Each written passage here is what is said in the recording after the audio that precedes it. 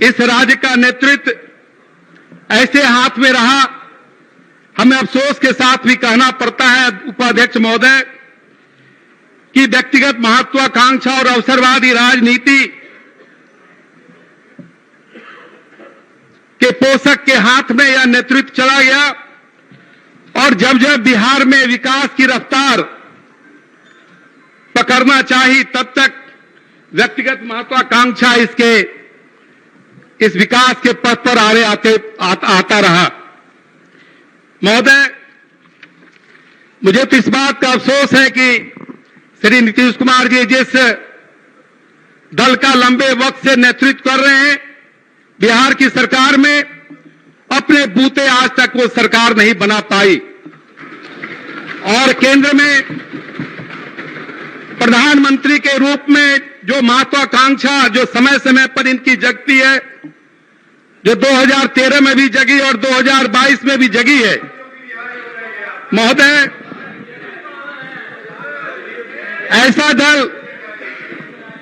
ऐसा दल जो कभी अपने बिहार में अपने बूते सरकार नहीं बनाई, वो केंद्र में सरकार बनाने की बात करता है। महोदय,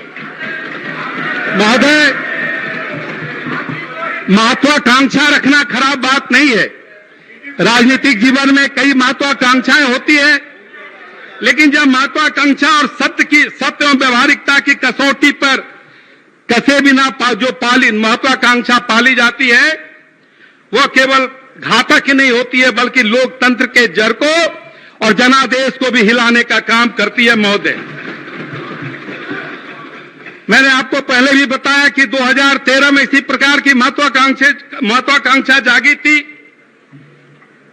और इन्होंने अलग राह पकड़ने का काम किया था। 2014 में जब लोकसभा के चुनाव में बिहार की जनता ने इन्हें 2 पर लाकर ठहरा दिया, तो स्वाभाविक है कि उन्हें मुख्यमंत्री के पद से इस्तीफा देना पड़ा।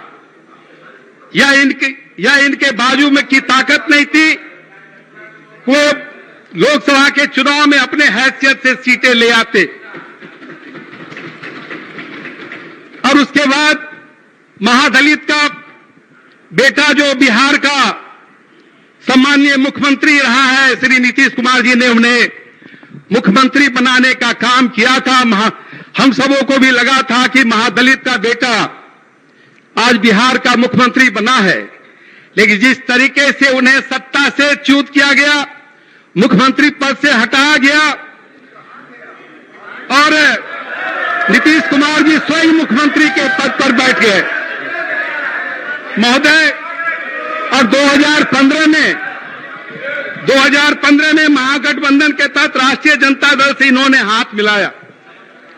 फिर 2017 में परिस्थितियां बदली। हम तो चाहते थे कि बिहार का विकास को, जिसको 2005 में हम सबों ने एक उड़ान दिया था, एक पंख दिया था, उस उड़ान को मुकाम तक पहुंचाने का काम करें। लेकिन पुनः ये फिर एनडीए के साथ आ गए। हम सबों ने भी स्वीकार किया, क्योंकि हमें एक ललक थी कि बिहार को हम विकास के अंतिम ऊंचाई तक ले जाने का काम करेंगे। और जब 2019 में भारत के यशस्वी प्रधानमंत्री श्री नरेंद्र मोदी जी के नेतृत्व में हम सब साथ चुनाव लड़े, तो बिहार में लोकसभा की सीट हम सब 39 जीते, जिसमें 16 जनता दल यूनाइटेड ने जीता और 17 हम जीते। यह जो 16 सीटें हैं, ये नरेंद्र मोदी के बदौलत था। महोदय, और नरेंद्र मोदी ने ये साख पैदा की पूरे देश में और बिहार की धरती पर की 40 में से 39 सीटें हम सब ने जीतने का काम किया। महोदय, इतना ही नहीं महोदय, 2020 के विधानसभा चुनाव में पुनः एनडीए गठबंधन को बहुमत मिला और हम 74 सीटों पर चुनाव जीते और इन्होंने 43 सीटों पर चुनाव दर्ज की। लेकिन हमारा नेतृत्व ने वादा किया था, एनडीए गठबंधन का नेतृत्व आप करेंगे श्री नीतीश कुमार जी, और हमने उन्हें मुख्यमंत्री के रूप में स्वीकार किया। यही एक ताकत है भारतीय जनता पार्टी की, यही भारतीय जनता पार्टी की विश्वसनीयता भी है।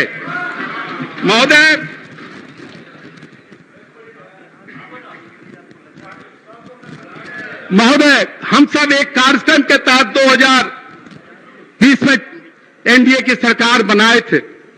आत्मनिर्भर बिहार के साथ निश्चय 2 के जो विभिन्न आयाम हैं उस पर हम सबों ने काम किया था, लेकिन मुझे तो लगता है कि हिंदुस्तान की राजनीति में, बिहार की राजनीति में पहला यह अवसर है। सरकार तो बन गई लेकिन इनके मुद्दे कहीं दिख नहीं रहे हैं।